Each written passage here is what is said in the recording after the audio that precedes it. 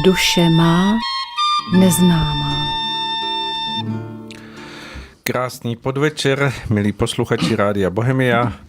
Je středa 18. března a začíná být cítit jaro ve všech koutech naší krásné země a já věřím, že jste si prožili krásný den a teď máte čas na to, abyste si poslechli naše vysílání ze středočeského studia, odkud vás zdraví Aleš Svoboda, a v pořadu Duše má neznámá nemůže chybět pan Sirový, který už je připravený, takže můžeme hned začít a půjdeme na dění na obloze.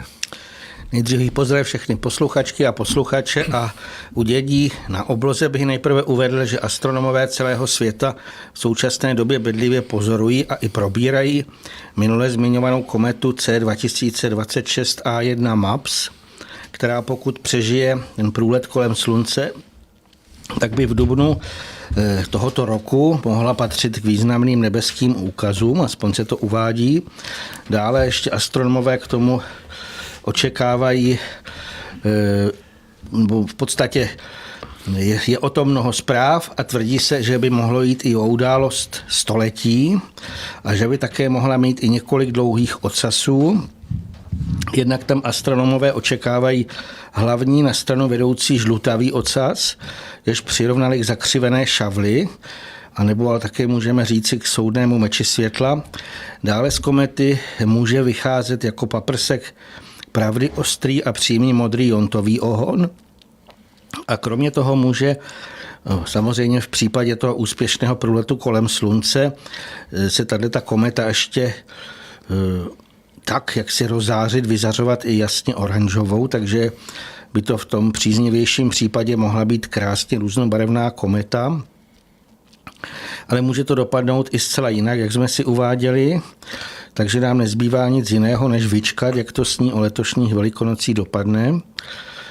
Za takové určité předzvěsti nebeského představení lze brát i znamení, že byla pozorovatelná v předchozích dnech na více místech po celém světě. I běžným okem byly totiž pozorovatelné četné jasné meteory, přičemž v Evropě dokonce zbytky jednoho z nich dopadly na střechu domu v západním Německu, možná jste taky registrovali. Veliký bolid zase ozářil oblohu a vybuchl nad některými státy USA. To zrovna dneska v těch zprávách, takový, co se týkají přírodního dění, bylo zajímavé, že tam byly 3 takovéto jasné objekty na obloze, přičemž tento bolid, co vybuchl, tak to prý bylo skutečně velká jaksi síla, že to třáslo, skla v oknech se třásla a podobně. Zmínil bych se také o tom, že se uvádí, že naše modrá planeta stále zvyšuje rychlost svého otáčení, což již natolik zkrátilo pozemské dny, že jsou ve skutečnosti kratší než běžně uváděných 24 hodin. Proto se jim dokonce uvažuje o historickém zásahu do světového času, a to už nejspíš v dohledné době, protože k tomu většímu zrychlení má dle odborníků dojít během tohoto jarního času. Samozřejmě zase uvidíme. Vědci se tu zvyšující rychlost otáčení Země snaží vysvětlit všemožně, ale jelikož se vlastně opírají výhradně o to rozumové poznání, tak tímto způsobem nelze pochopit skutečnou příčinu tohoto jevu. Vědci samozřejmě jako obvykle právě proto spíše jenom mlží a obdobně jako nechtějí veřejně přiznat důvod změny oběžné dráhy Měsíce, což se mimo jiné také nejspíš projevuje těmi přes příliš šťastnými takzvanými superúplňky, protože téměř každý se píše, že to je superúplněk, to znamená, že je velmi jasný, veliký. Vrátíme se spíš k tomu jak otáčení Země, ale k těm jiným, proč, a položíme si tu otázku, proč se všechno nyní takhle zrychleně proměňuje. Hlavní příčinou je zvýšený příliv boží síly, neboli záření světla. A tyhle ty vzhůry přitékající nesmírně energeticky bohaté proudy původní neutrální boží síly jsou přetransformovány do pro naši hmotnost lépe využitelných druhů energie, k nímž patří již dříve zmiňovaný éter. Ten v prvé řadě zužitkovávají bytostní a proto také mohou zrychlovat a zesilovat rozličné projevy své činnosti. Ten zvýšený a zesílený příliv éteru přitom vyvolává i dříve nebývalé víření, což vlastně podněcuje k živnějšímu pohybu všechno, co se nachází v tomto vesmíru. Všechno je tudíž hnáno vpřed takovým zvýšeným stupněm rychlosti a tím rovněž dochází i ke zviditelnění mnoha věcí, které se dříve jako zpětný účinek většinou dostávaly pozvolna, to znamená teprve po určitém delším časem, ale nyní býváme leckdy až zaskočeni tím, jak rychle se všechno odehrává. A to se projevuje jak v tom společenském kvasu, tak i v přírodním dění. K tomu rovnou přejdeme, protože se toho událo skutečně hodně. Přestože u nás bylo po více předchozích týdnů krásné slunečné a téměř jarní počasí, tak na jiných místech země byly ještě dost drsné zimní projevy a dokonce i teď jsou. Zajímavé bylo, že sněhové bouře s vichřicemi, jako byly to opravdu velikánské metelece, zasáhly například Kazachstán, Čínu, Turecko, některé oblasti Ruska a tak dále. Sníh dokonce napadl i v severních částech Afriky, například v Alžíru, a to, co bylo takové, až to vypadalo skutečně jako tak velmi, jak bych řekl, umělecky, takže sníh zasypal i některé části Sahary, takže tam bylo to oranžová s tou bílou kombinovaná. Počasí vlastně dělá až neuvěřitelné skoky, neboť třeba po těch neobvyklých horkách a pro zimní údobí nezvykle vysokých teplotách, které byly kupříkladu na Pyrenejském poloostrově, Francii a dalších zemí, nastal vlastně nyní v těch částech Evropy zase prudký zrad, který tam přinesl opět návrat zimního počasí, zmrazy a podobně, proto ukazovali, že jim obávali se, že jim zmrznou i vinice. To zase je o tom více zpráv, ale pojďme dále. Nazývají meteorologický chaos tohleto dění a uvádí se, že přinesl intenzivní lijáky, kroupy a dokonce i sněžení do Sicílie, Kalábrie a dalších oblastí Itálie. Kdybychom šli dále, tak nad Spojené státy zase dorazil studený arktický vzduch, což na některých místech, ve více státech, opět vyvolal historické zimní bouře s vichřicemi, extrémním sněžením a tak dále. Zase ty záběry jsou velmi zajímavé, to je několik metrů sněhu, ty závěry vysoké.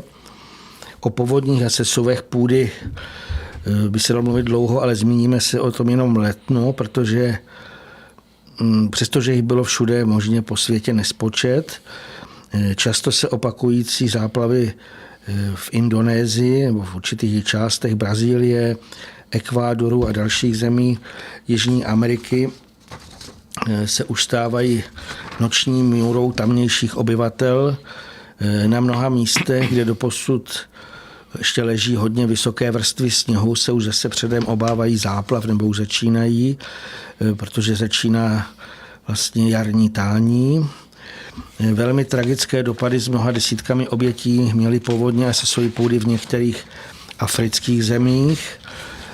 Rozsáhlé povodně také postihly velká území Austrálie. Kdo to viděl, tak to je skutečně už jako biblické potopy. A velmi takové tvrdé, plavou tam velmi často i po ulicích nebo přímo do bytů se pak dostanou aligátoři nebo krokodýly. Tyhle ty záplavy byly tak rychlé a nebezpečné, že obyvatelé těch postižených oblastí obdrželi SMS-ku s nařízením okamžitě opusťte dům. Jinak v Evropě byly ničimi povědmi opět postiženy některé části Španělska, Francie a dalších zemí. A také v USA povodně způsobily značné škody. Tamnější bouře přinášely a přináší desítky skutečně ničivých tornád, již některé ty obydlené oblasti doslova srovnaly se zemí.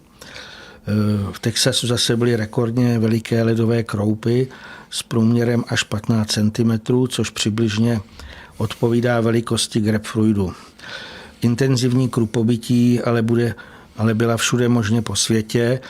Ty obrázky jsou velmi smutné i z toho důvodu, že třeba farmáři, kteří dlouho jak si se starají o své pozemky, třeba tam mají vidět krásné melouny a ty kroupy to naprosto potlučou, ale samozřejmě oni rozbili i střechy, okna aut, kapoty potloukly a tak dále, takže zase tohle je jedno z takových znamení, si myslím, celkem jasných. Také by ještě upozornil na četná zemětřesení, k němž teda došlo i v Evropě, hlavně třeba v Řecku, Itálii a Turecku, kde byla i poměrně silná až s magnitudou 5 až 6. Jednak to šestkové bylo, řekněme, takový zakroužkované jako nad Neapolí, takže i toto je nějaké znamení. A také dokonce mě psali i posluchači, že Slovensko v okolí Bratislavy zasahlo zemětřesení s magnitudou 4,3, to znamená, bylo to poměrně dost pociťovatelné a následně tam se uvádělo k více než 40 dotřesům a píše se, že to nejspíš ještě bude pokračovat. Avšak četná zemětřesení pocítili také obyvatelé České republiky, a to nejen na západě Čech, to znamená, jako už jsem o tom mluvil minule, to znamená Chebsko, ale také třeba na Příbramsku. Tam v okolí obce Klučenice, nedaleko vodní nádrže Orlík, se opakovaně odehrál takzvaný zemětřesní roj, přičemž Český ústav fyziky země tam zaznamenal a na svých stránkách zveřejnil desítky mělkých slabších zemětřesení. To znamená, sice se zatím nic vážnějšího nestalo, ale přesto to lze brát jako určité varování. Vždyť kdyby tam někdy třeba bylo skutečně silnější zemětřesení a v důsledku toho by se mohla protrhnout vodní nádrž Orlík, tak by to mohlo poškodit i teda tu pod ním se nacházející přehradu a následně zaplavit obydlené oblasti podél Vltavy, včetně velké části Prahy.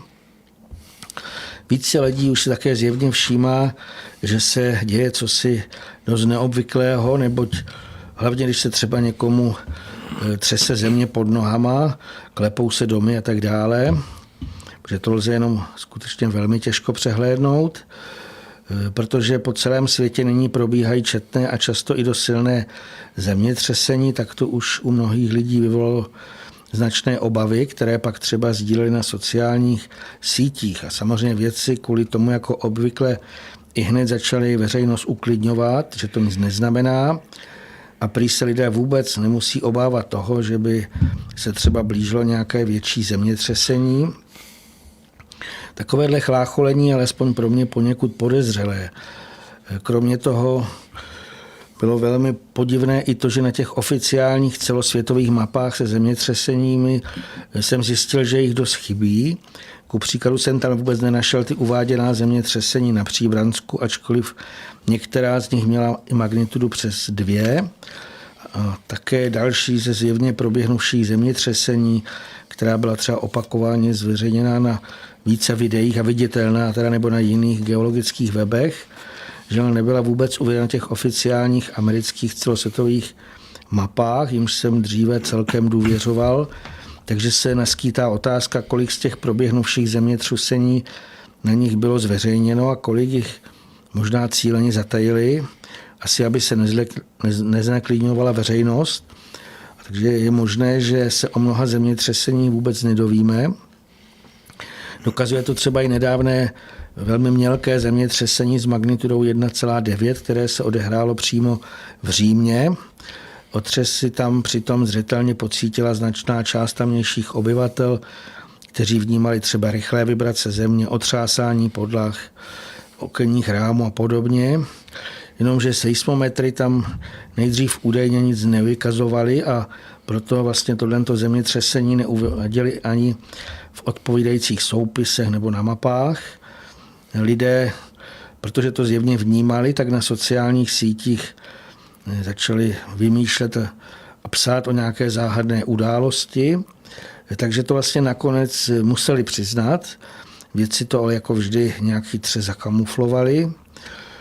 Mimo to je zjevné ještě to, že Ani nejsou všude nainstalovány seismometry, asi nebudou třeba na vysokých pohořích, na níž byly v poslední době nebývalé časté mohutné sesuvy půdy a padaly dolů tak veliké kameny nebo kusy skal, že by se jejich velikost by se mohla třeba přirovnat k dodávce. Obři se činí. Ještě bych se tady zmínil o jedné pro mě dost ošklivé lidmi vyvolané katastrofě, jimiž vlastně konce minulého měsíce propuknuvší válečný konflikt. O něm je všude možně hodně zpráv. Samozřejmě se tím nebude zabývat, ale je z toho mimo jiné patrná jedna věc, že v důsledku něj opakovaně docházelo i k výbuchům a následným obrovským požárům, například ropných rafinérií, nádrží na palivo a podobně. A to mimo jiné vyvolalo i oblaka skutečně hustého černého kouře. A jestliže tam v té oblasti v té době pršelo, tak se uvádělo, že ten déšť, který padal k zemi, byl naprosto černý a obsahoval plno toxických látek. Kromě toho přímého škodlivého účinku tyto jedy ještě prý na nesmírně dlouhou dobu zamoří zemi, protože jsou velmi těžko prý se rozpadají. V tomto případě se to vlastně oficiálně uznalo a psalo se o tom, avšak málo komu přitom dojde, že i když třeba neprší na tom místě a není to tudíž takhle zřetelně viditelné, tak se při těchto nebo jiných obrovských požárech do ovzduší vždy uvolňují zjevně škodlivé látky. Ten rozdíl je jenom v tom, že namísto toho, aby třeba spadly v tom daném místě s deštěm na zem, tak je kam si odfouknou vzdušní, aby pak nepříznivě působili na zcela jiném místě. Protože se opakovaně prokázalo, že vzdušní dokážou přifouknout třeba saharský prach až do Evropy nebo jinam, tak je zjevné, že obdobně se mohou do značných dálek přenést i uváděné škodliny. A jestliže ty se nachází v okolním vzduchu nebo když kde si někde s deštěm spadnou dolů k zemi, tak poté vždycky uškodí jak lidem, zvířatům i přírodě jako celku. Jestli pak lidé, mi napadá ta otázka, ještě před tím úplným vyvrcholením posledního soudu pochopí, že nemohou takhle cíleně ničit všechno v úkol kolem sebe. Hledal jsem proto i vysvětlení a uvědomil jsem si, že jakýkoliv ten větší válečný konflikt neznečišťuje tu atmosféru jenom hrubohmotně, ale i jemnohmotně. A pokud by někomu byl pojednou zcela otevřen vnitřní zrak, tak by při tom válečném běsnění nejspíš mohl vnímat z něho povstávající nesmírné množství furií, které jsou vyživovány hlavně nenávistí, zlostí, emocionálně silně prožívaným strachem a dalšími nepatřičnými stavy.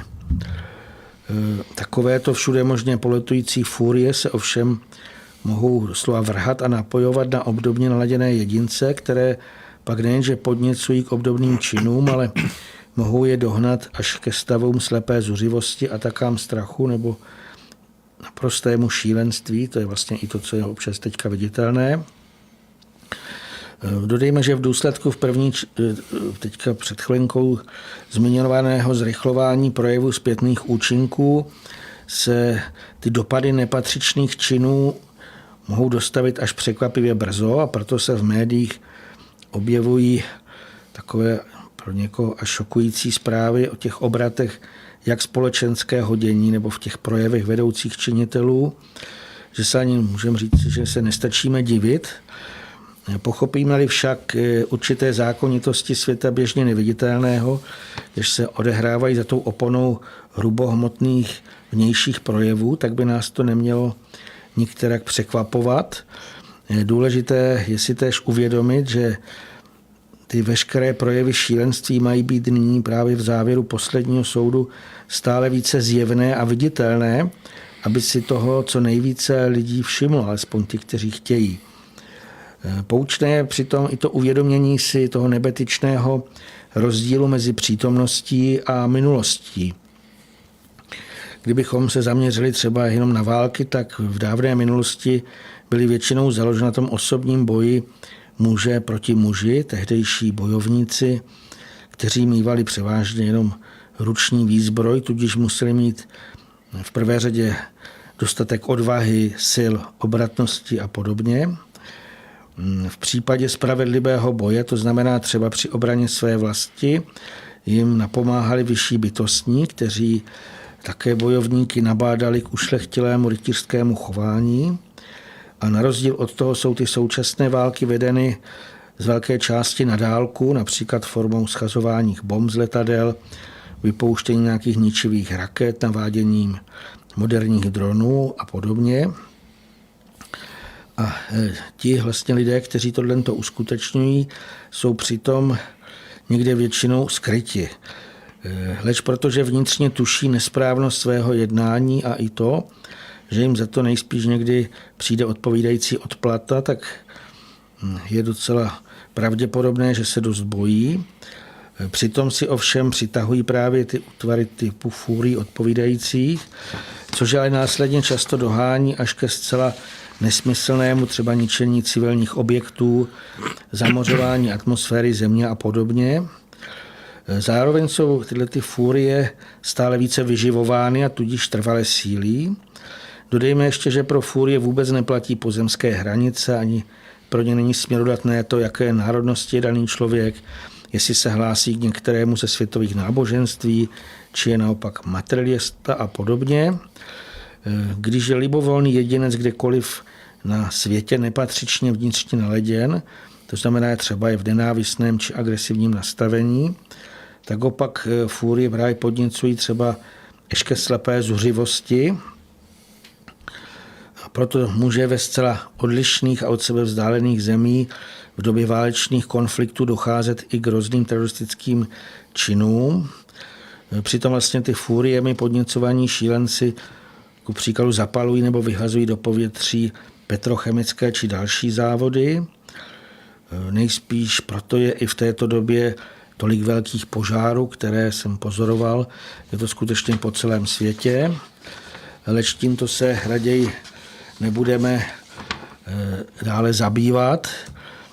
Jinak pro uklidnění bych dodal, že tento druh očisty, protože zcela otevřeně ty velikánské kdo viděl třeba nějakou ropnou rafinérii nebo takovéhle závody, oni tady v mé době nemají být, tak je to prostě určitý druh očisty, který provádí rozumoví lidé, jakožto temnem řízené loutky, tak i toto činění s jistotou jednou skončí a doufejme, že snad už to bude brzo.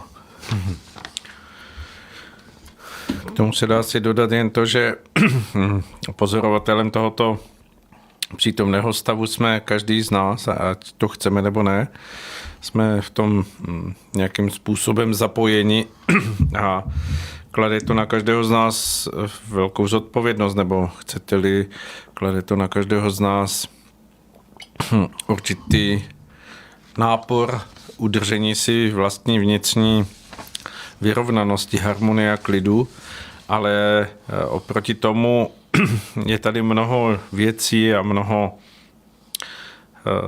okolo rozprostřených pomocí, které nám pomáhají, jako je právě teď tady na severní polokouli přicházející jaro, které můžeme vnímat všude okolo sebe a můžeme vidět to, jak právě ten svět přírody, jakkoliv je skutečně naším lidským počínáním velmi, velmi dotčen tím vším, co si lidé častokrát myslí, že to nejlépe vymysleli, ale pak se ukáže, že to vůbec nebylo vymyšleno dobře, tak ten svět přírody si v sobě drží obrovskou energii toho procesu znovu zrození, toho znovu obnovování sil a můžeme to vnímat, že právě v tom přílivu boží síly, o které hovořil pan Cirový na začátku, tak, že příroda je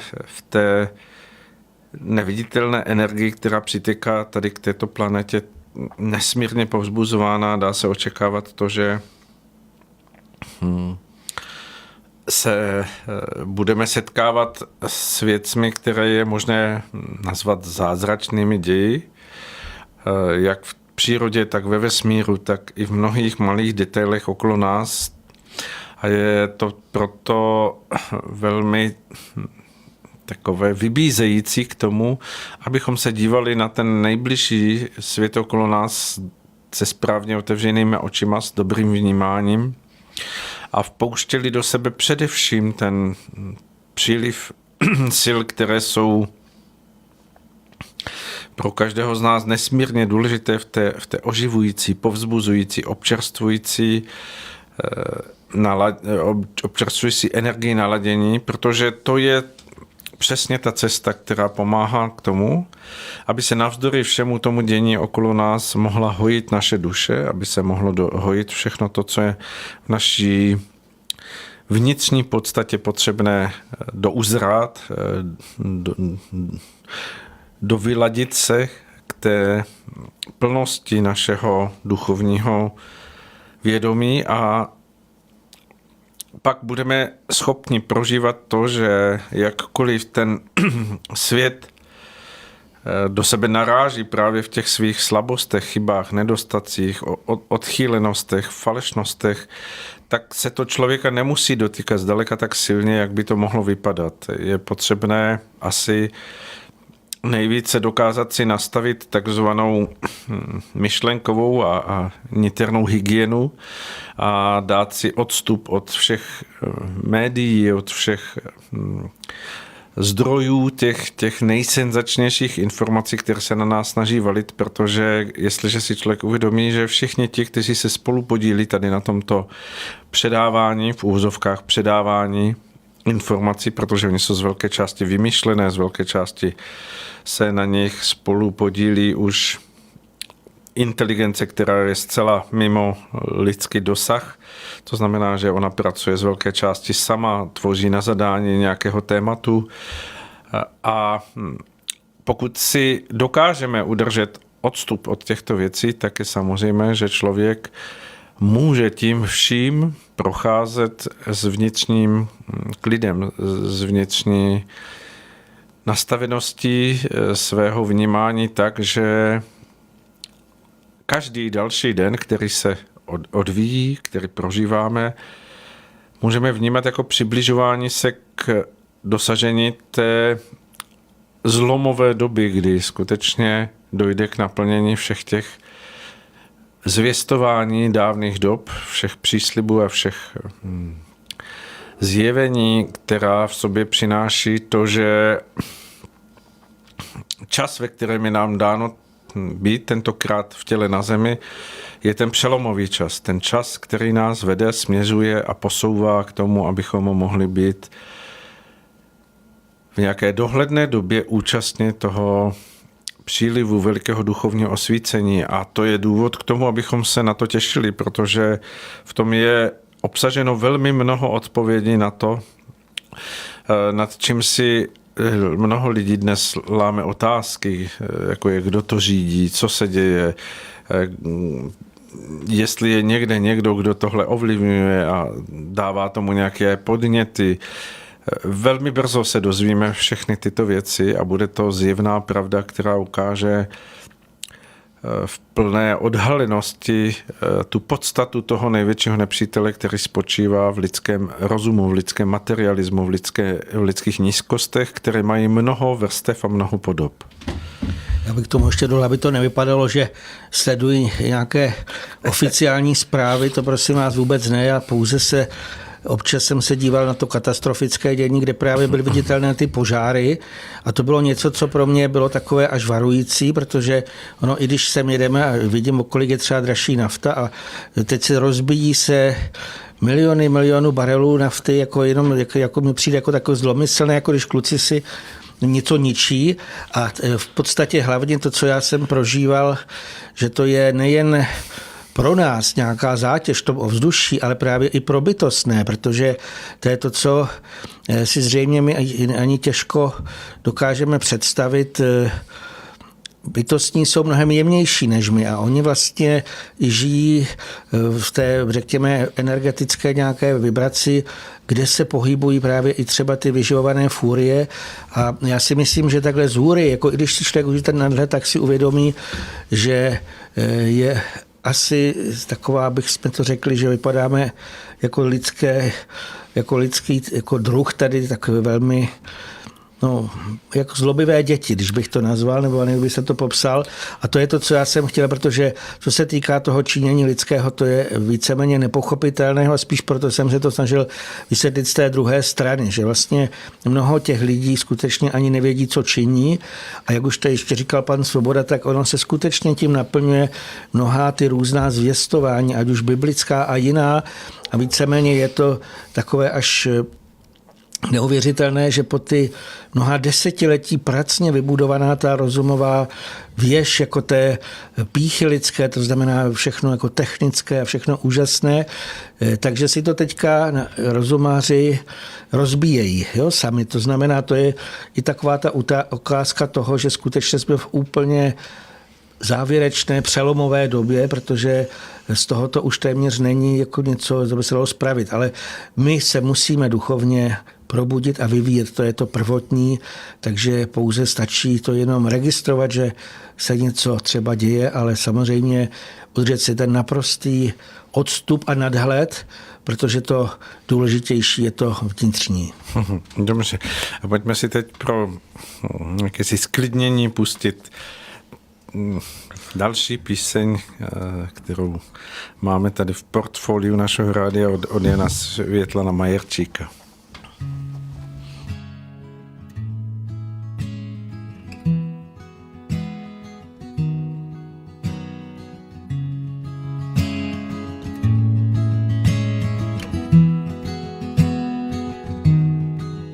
Autor dúfa, no nemá záruku, že sa prebudíš a zmieš vrstvy prachu. Autor dúfa a driape ťa za ruku. Taká zbytočnosť, si plný strachu. Autor dúfa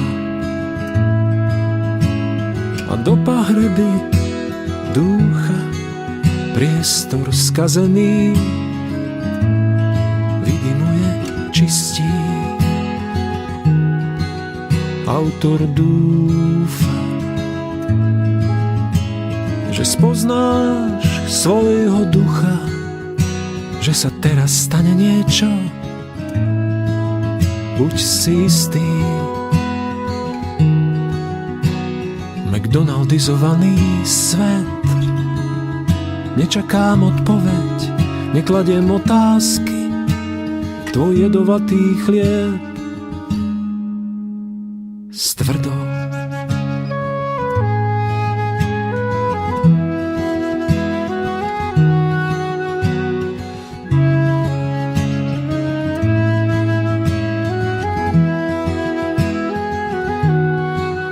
Autor dúfa,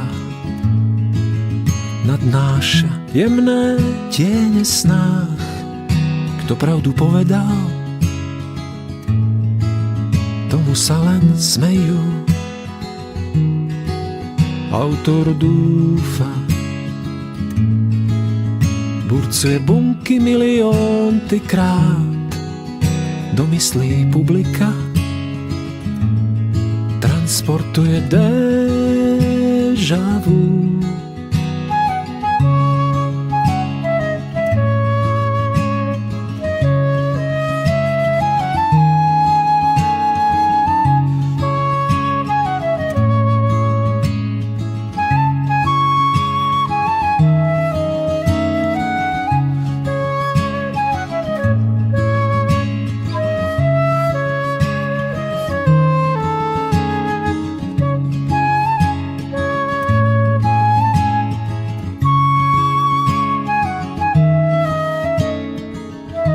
Tak čo? Autor dúfa,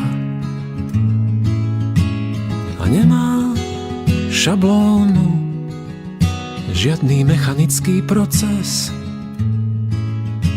Náš vesmír nezmení, iba ty autor. Vieš namalovať ikonu, ktorá nedovolí ničiť. Život na zemi, taký dokonalý svet. Čakám odpoveď a kladiem otázku, kedy a kde bude.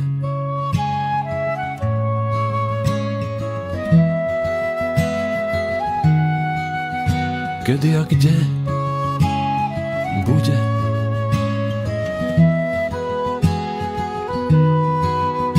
Kedy a kde bude.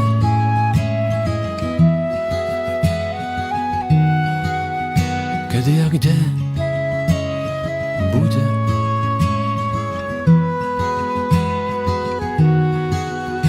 Kedy a kde bude.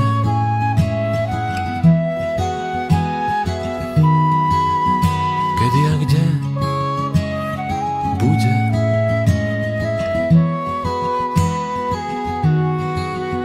Kedy a kde bude.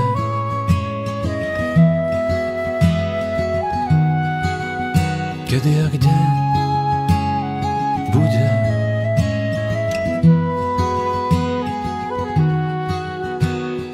Bude.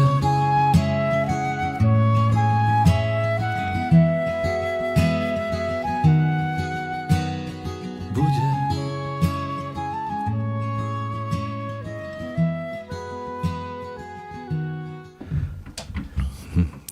Posloucháte stále pořad Duše má neznámá, je 18. března 2026 a sedíme tady v našem studiu ve středních Čechách s panem Vítem Sirovým. Hovoříme o věcech, které jsou důležité, jakkoliv jsou neviditelné velké části dnešních lidí, žel, a budeme v tom pokračovat i po písni Jana Světlana Majerčíka. Budeme hovořit o tom, že se blíží Velikonoce a budeme také hovořit o tom, co nám přinesou Velikonoce. Jak už bylo řečeno, tak to dnešní vysílání Rádia Bohemia natáčíme, já bych spíše řekl v předjaří, protože tady ve středních Čechách už proběhlo určité bytostné dění, to znamená více je to tady probuzené, ale u nás třeba v Podkrkonoší ještě půda je chladnější. Za 2 dny má být jarní rovnodennost od dnešního natáčení a přibližně za 2 týdny Velikonoce. Nebudeme tady ale znovu popisovat ty duchovní, budu popisovat duchovní a světský význam Velikonoc, protože o tom jsme už opakovaně mluvili v předchozích letech a kdo chce, tak si to může vyhledat v našem archivu. Spíš se zaměříme na tu současnou dobu a hlavně na to, co nám přinesou Velikonoce, protože něco je, jak se říká, vnímatelné ve vzduchu. Je více než zjevné, že letošní Velikonoce se budou dost lišit od těch předcházejících. Vzpomínáme-li si třeba na to, o kolik jiné byly Velikonoce před 10 lety, tak pochopíme ten nesmírný rozdíl v tom, co se děje již v této, lze to nazvat, přípravné době. Před písní uváděné hrozivé věci jsem zmiňovala právě také k ozřejmění těchto souvislostí, avšak zároveň i k lepšímu pochopení toho, proč se mnozí mohou třeba i cítit o něco hůře, nebo se na nich pojednou zase začaly projevovat dříve nebývalé problémy. Leč byť by se dělo cokoliv, tak se nenechme vyvést z vnitřní rovnováhy, a to ani tím všude možně viditelným a často až šíleným lidským počínáním, který, jak už říkal pan Svoboda, že téměř každý alespoň o tom zaslechne. Samozřejmě nejlépe je, pokud možno, nesledat oficiální média, to už jsem tu několikrát vyslovil, ale žel převážná část lidí v takové povrchnosti se jimi nechává snadno ovlivňovat a to jim samozřejmě rozhodně neprospěje, neboť je více než zřejmé, že skutečně ty oficiální média nejenže zanáší duši takovým nepatřičným harampádím, ale převážně také cíleně odvádí pozornost od všeho podstatného. Avšak je zjevné, že času není nadzbyt a proto bychom se raději měli zabývat těmi důležitějšími věcmi, k nímž patří v prvé řadě náš vnitřní rozvoj a co nejlepší pochopení přírodních zákonitostí, jakož i dějů probíhajících ve světě běžně neviditelném. Je dost smutné, jak málo z lidí je ochotno tomuto vůbec věnovat nějaký čas a v skutku se zajímat o takovéto nejdůležitější věci. Dost lidí by sice takovéhle věci celkem zajímaly a sami o sobě by třeba nejspíš i něco z toho přijímali, jenomže v důsledku takovéhoto dlouhodobého manipulačního působení veřejných médií, jakož i nepříznivého ovlivňování okolními lidmi, pak leckdy odmítají i to, co by jim mohlo velmi pomoci. Sice je to smutné, ale opět je to jenom zjevný důkaz toho, jaké škody jsou vlastně těmito různými způsoby způsobovány takovým těm vnitřně ještě nepevným jedincům, kteří třeba v důsledku takové té setrvačnosti většinového myšlení snadno podléhají jiným sebevědomým lidem, kteří tvrdí, že to ví, ale je jasné, že se většinou zcela podřizují té nadvládě materiálního rozumu a tím mnohdy dochází k ovlivnění takových těch duchovně slabších, ať již je to vyvoláno nesprávnými názory ostatních nebo tím okolním většinovým míněním anebo rozličnými vychytalými manipulačními technikami, které nyní stále více ovládá šalebná umělá inteligence, o tom už tady pan Svoboda zmiňoval. Skutečně nemůžeme úplně věřit vůbec ničemu, co vidíme na internetu a mě velmi potěší, když zaslechnu, že někdo jaksi udal na vědomí, že už se odpojil od internetu a že radši chodí pozorovat přírodu. Samozřejmě ne každý může, ani my bychom bez internetu se k vám teďka nedostali s tím naším povídáním, ale určitě, jak si jsme živí, abyste o tom nepochybovali, to i ty naše různé přeřeky víceméně dokáží, ale vraťme se spíš k tomu, co můžou právě způsobit takovéto zavádějící manipulační nějaké techniky. V důsledku toho mohou mnozí zapadnout, můžeme říci, do takového lepkavého, jemnohmotnějšího bahna, v němž už uvízly miliardy stádovitých duší, ale těmhletěm nebezpečím se můžeme při vnitřní živosti a bdělosti naprosto vyhnout, že pokud skutečně chceme, tak se můžeme vydat zcela jiným směrem a ubírat se po prozářenějších cestách, jak už tady bylo řečeno, že když člověk jde právě do přírody a zopakoval bych jednu věc, alespoň to, co já jsem pozoroval, že jsme neustále až překvapivě chráněni, teď myslím aspoň Česko, protože já občas, když jsem pozoroval ty sněžné vánice nebo ty různé bouřky v různých částech světa, pak jsem vyšel ven a měli jsme krásně sluneční počasí, kdy jenom tak lehce vánek povával, ptáčci zpívají, tak si člověk říká, že ještě je i docela něco hezkého nebo krásného kolem nás, takže je jenom na nás, jak si samozřejmě každý má i své možnosti, ale přesto příroda naštěstí si myslím, že se najde všude. Ale tam je důležité si uvědomit, co je náš ten prvořadý vytoužený cíl. Tím je vlastně duchovní ráj. Aby jsme se tam dostali, tak je nezbytné stále v důvěře pozvedat svůj zrak vzhůru ke světlu. Samozřejmě, že už nyní zde na zemi bychom měli také zároveň usilovat o to, abychom dospěli k takové vnitřní zralosti, která nám napomůže správně se rozhodovat a vlastně v důsledku toho zvládat všechno potřebné. A k té dosažení skutečné vnitřní zralosti a moudrosti je také nezbytné pochopit mnohé souvislosti, které se prozatím ještě nevyučují na žádné vysoké škole, avšak ani třeba spiritistické nebo nějaké ezoterické společnosti prozatím nedokáží předávat ucelené vědění. Přestože třeba mnozí vnímají tu sílu vycházející z ducha, tak už nechápou třeba to, že ta se nejprve spojuje s vyzařováním krve a následně je našemu tělesnému organismu k využití nebo k dalším projevům zprostředkovává bytostné. Bytostní rovněž spojují naše jednotlivé duševní záhaly.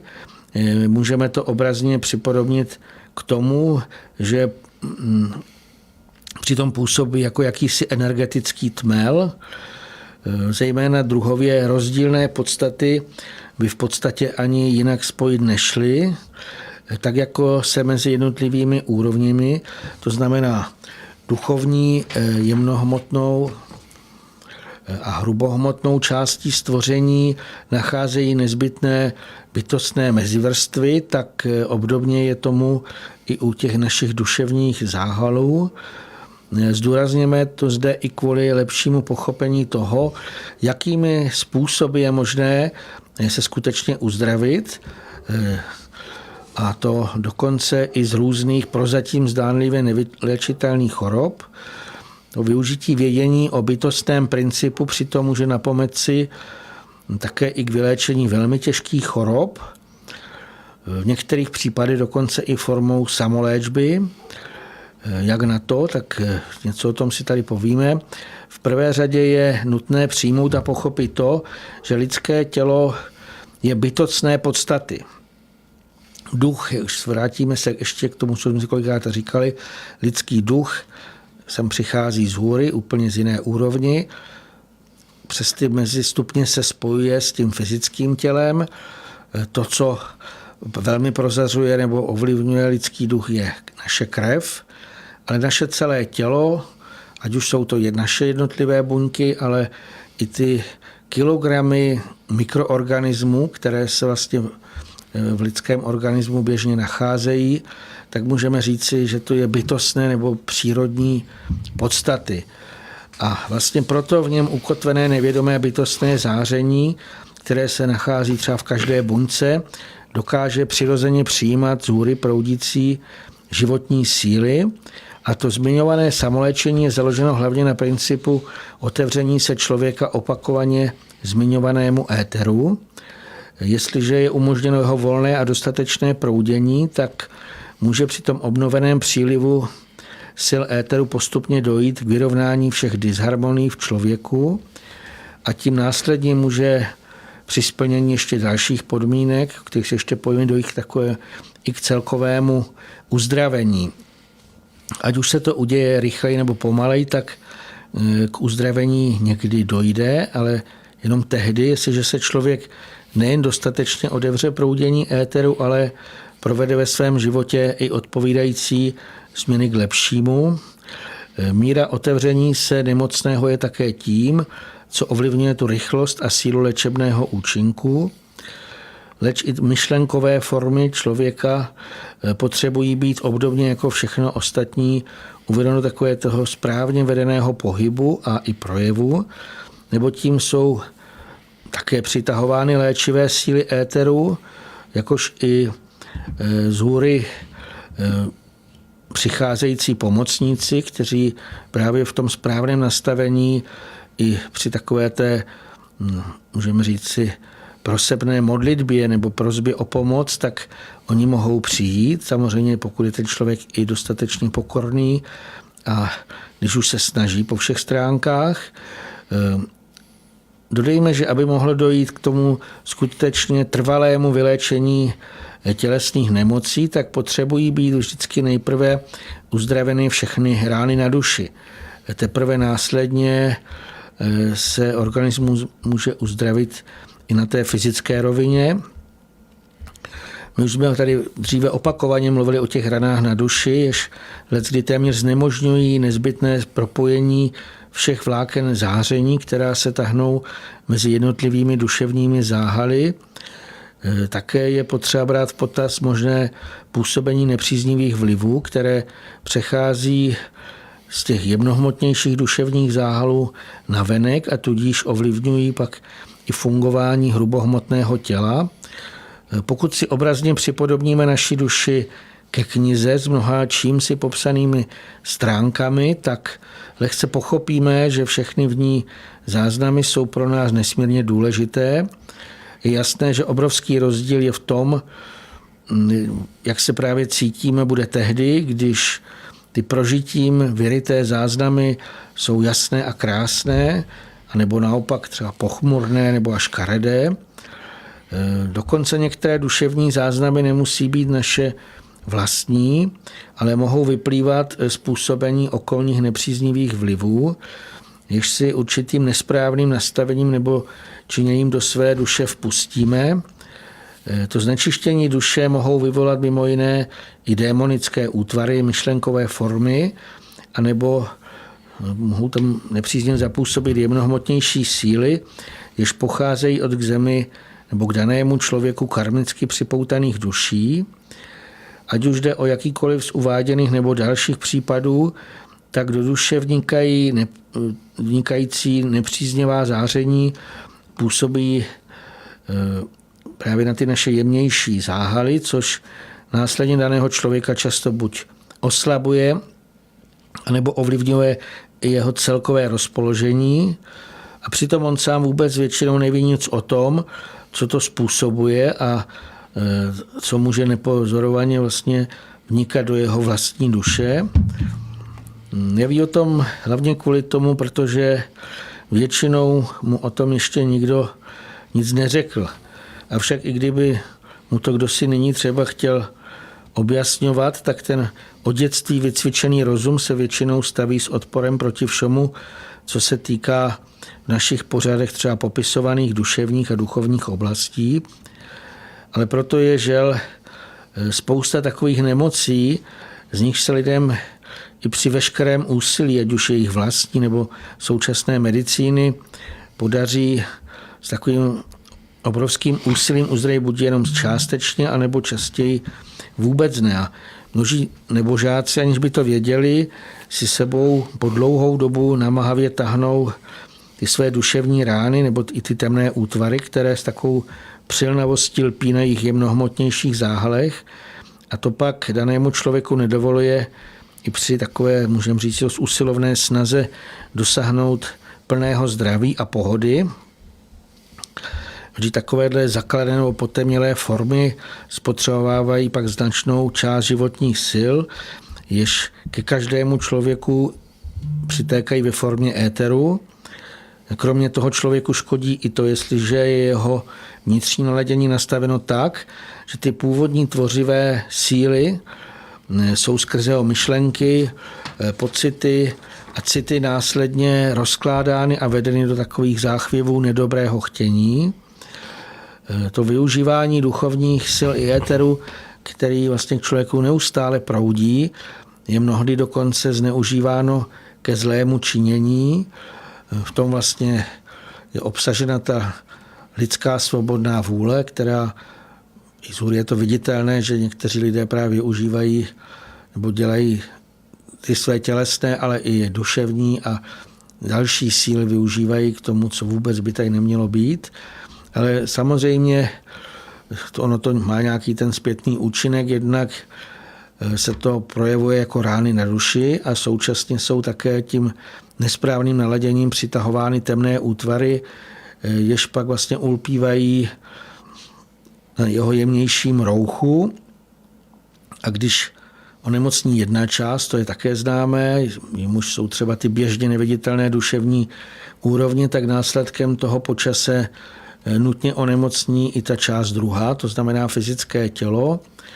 A v důsledku toho se tudíž u takovéhoto člověka někdy v budoucnosti dostaví těžkosti, bolesti a nemoci, aniž by tušil alespoň to nejmenší o jejich skutečném původu, avšak ze všeho je možné se opět uzdravit.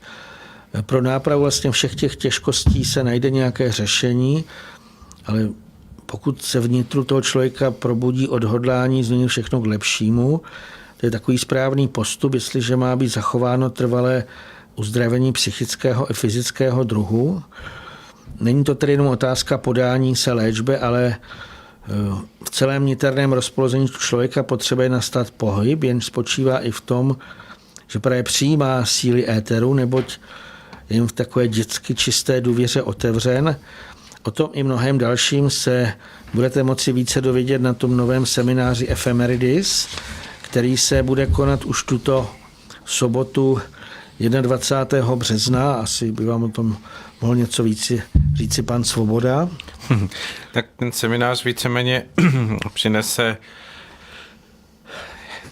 jakési objasnění toho, co vůbec by si lidé měli správně představovat v souvislosti s tím pojmem ephemeridis, že se jedná o jakousi pracovnu, a teď nemyslím jako fyzicky, že by byla někde nějaká pracovna, ale pracovnu naší duchovní podstaty k tomu, abychom se vydali na cestu hledání té pravé vědy, té vědy vycházející z vědění, která, jak se ukazuje, jde z velké části proti té stávající rozumově materiální vědě, která se snaží všechno v tom svém působení stavět pouze na té viditelné rovině, na té rovině měřitelnosti hrubohmotnými nástroji, kdežto ta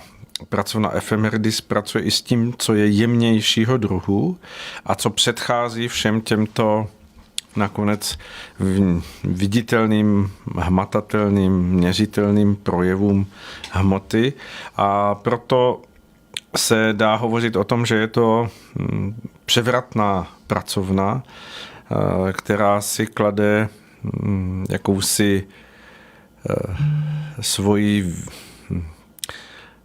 metu toho, co by mělo nakonec z toho vzejít, a to je úplně nový přístup k léčení, nový přístup k pěstování rostlin, nový přístup k bydlení a životu člověka, nový přístup k energiím, které se mohou dostávat do toho našeho vnímání a užívání, podobně jako je tomu třeba u elektřiny nebo u elektrického proudu, který také ještě před pár staletími se musel jevit mnohým lidem jako něco neexistujícího, něco nezachytitelného, a pouze se jednalo o to, aby se našly ty prostředky, které byly schopny nakonec skrze nejrůznější pomůcky zachytávat, vytvářet, vyrábět elektrickou energii. Stejně tak je to možné s tím, jak hovoří pan Sirový o aeteru. To je síla, která je teď před námi, abychom ji jako lidé v tom svém pokroku, duchovně, technickém pokroku dokázali objevit, zpracovat, přijmout do svého života, protože jen s touto silou aeteru jsme schopni vybudovat na zemi společnost lidí, která nebude v konfliktu s přírodním světem, nebude v konfliktu s přírodními bytostmi, ale bude utvářet harmonické propojení všeho toho, co my lidé potřebujeme a co zároveň prospívá nejenom nám, ale prospívá to celku. Jedná se tedy o to, že pracovna Ephemeridis se chce zabývat tím, co je v celistvosti přínosné, pomáhající, uzdravující, občerstvující, a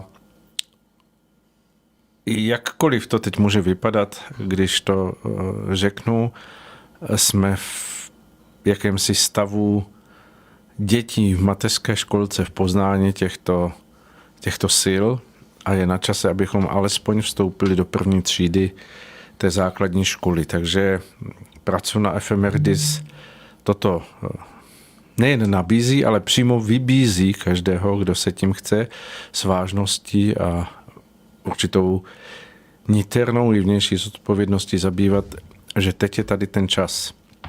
21. března v Zahradním dvoře ve Strakách v Listenu budeme vycházet z toho, že vlastně den předtím je první jarní den, je to přelom, tak jsme si nachystali, že bude tady jakési slavnostní zahájení činnosti této pracovny. Takže pokud byste měli chuť, můžete přijet, můžete se nahlásit na stránce www www.ephemeridis.cz.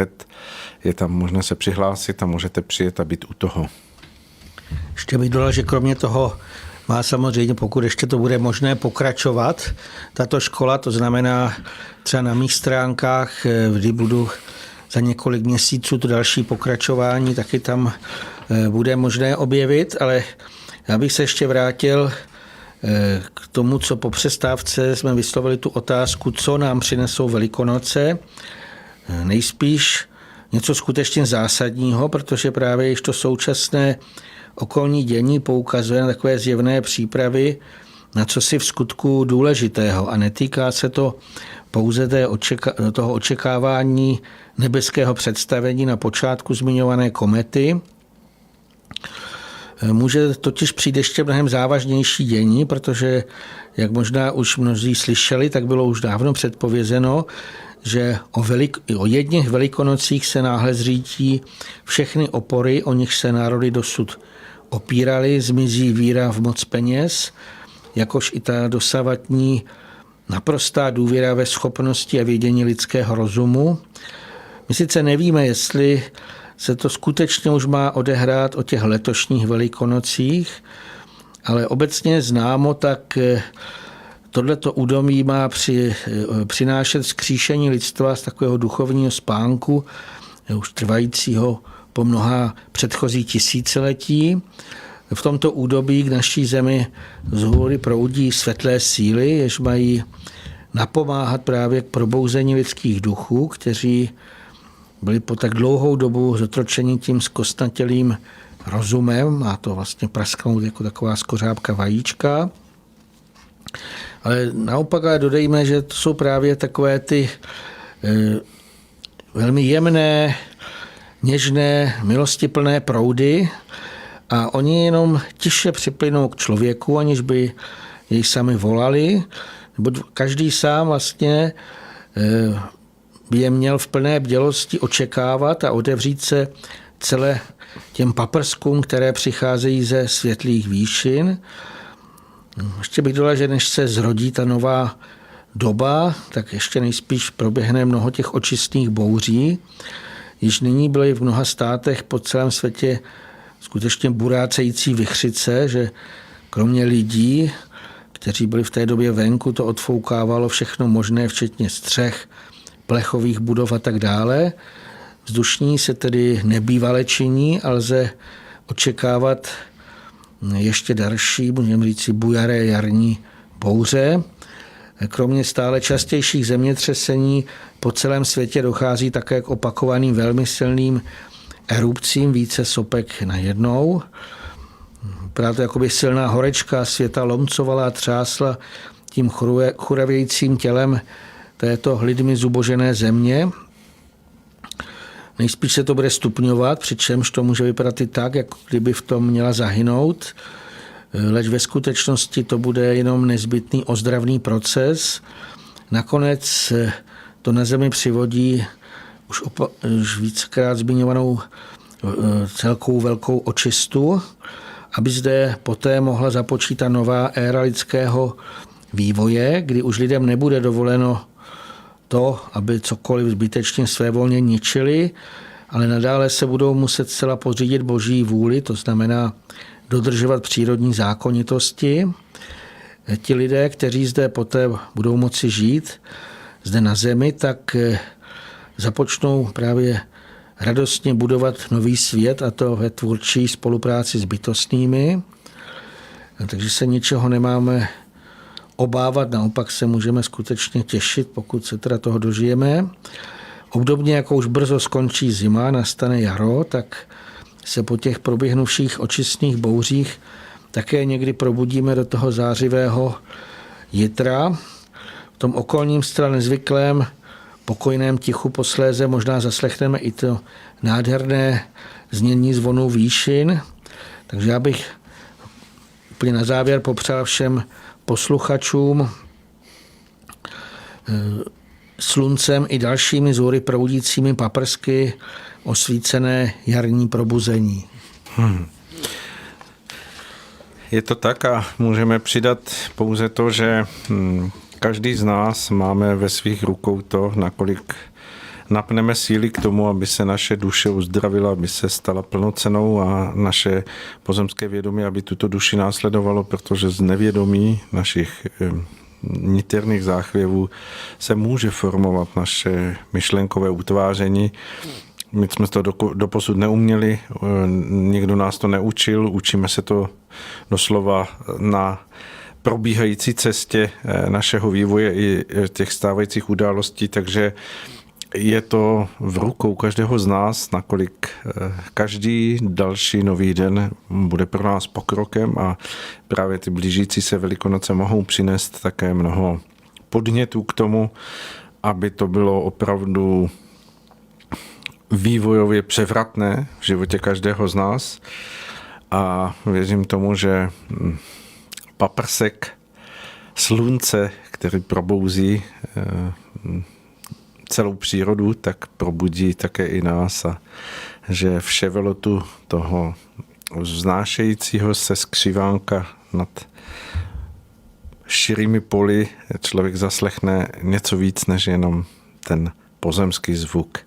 Přejeme vám krásný čas, který je před námi, ať se všechno daří. Já děkuji panu Sirvému, že dorazil tady do našeho studia a věřím, že budeme moci zase v dubnu se potkat a vysílat dále. Takže ještě jednou děkuji.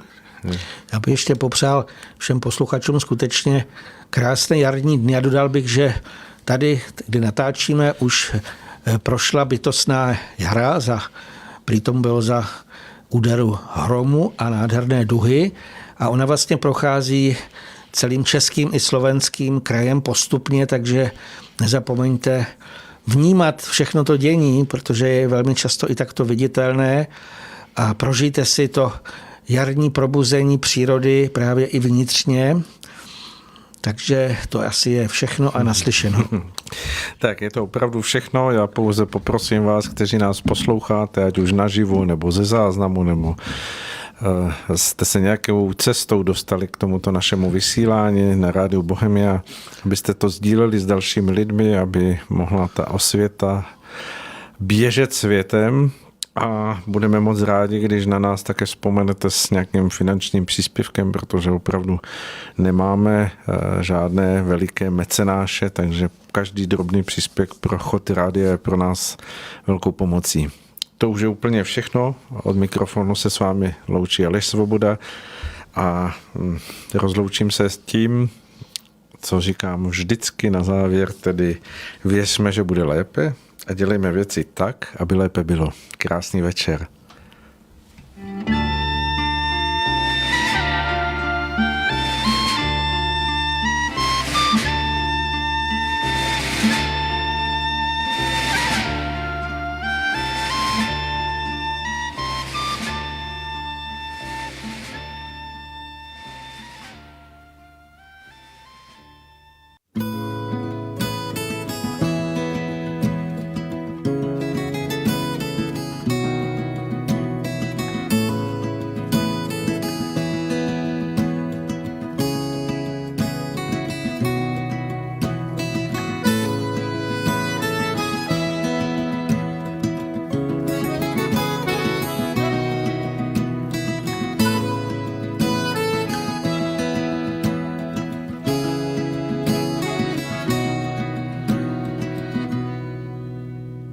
Prežil som zimu v lese, tichu a slobode, v priestore čistom ako sneh, na opustenom ostrove, vo vnútornom snežení a teple vlastného dychu.